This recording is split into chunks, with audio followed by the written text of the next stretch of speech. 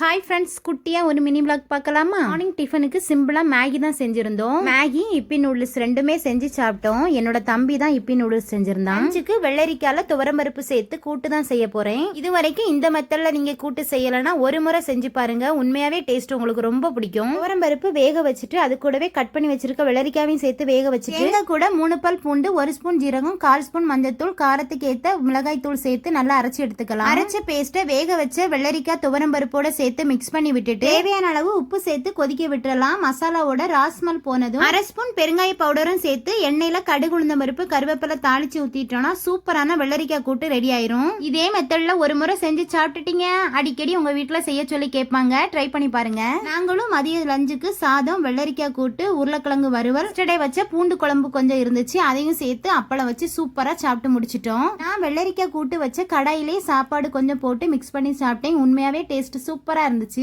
என்ன குழம்பு வச்சாலுமே அந்த குழம்பை வேற பாத்திரத்துல மாத்திட்டு அந்த கடாயில கொஞ்சமா சாதம் போட்டு சாப்பிடுறது எனக்கு ரொம்ப பிடிக்கும். உங்களுக்கும் பிடிக்குமான்னு கமெண்ட்ல சொல்லுங்க. எல்லாரும் ஃபேமிலியா சேர்ந்து சாப்பிட்டு முடிச்சதும் என்னோட தம்பி ஸ்வீட் கிரேவிங்ஸா இருக்கு, எனக்கு ஏதாவது ஸ்வீட் செஞ்சு தரியான்னு கேட்டான். அவனுக்காக நான் சூப்பரா பைனாப்பிள் ஃபிளேவர்ல கேசரியும் செஞ்சுட்டேன். சூப்பரா நெய்யெல்லாம் ஊத்தி கொஞ்சம் கூடுதலாவே முந்திரி பருப்பு சேர்த்து செஞ்ச இந்த கேசரி ரொம்ப டேஸ்டா இருந்துச்சு. என்னோட தம்பிக்காக செஞ்சிருந்தேன், அவன் என்ன பாராட்டிட்டே சாப்பிட்டான். எங்க வீட்டுல யாரு என்ன கேட்டாலும் நான் உடனே செஞ்சு கொடுத்துருவேன். செஞ்சு கொடுத்ததை என்ன பாராட்டிட்டே சாப்பிடுவாங்க பாருங்க. அப்ப மனசுக்குள்ள அப்படியே எனக்கு பட்டாம்பூச்சி பறக்கிற மாதிரியே இருக்கும். கொஞ்ச நேரம் ரெஸ்ட் எடுத்துட்டு ஃபேமிலியா பிளான் போட்டு பக்கத்துல இருக்கக்கூடிய தெப்பக்குளம் தான் போயிருந்தோம்.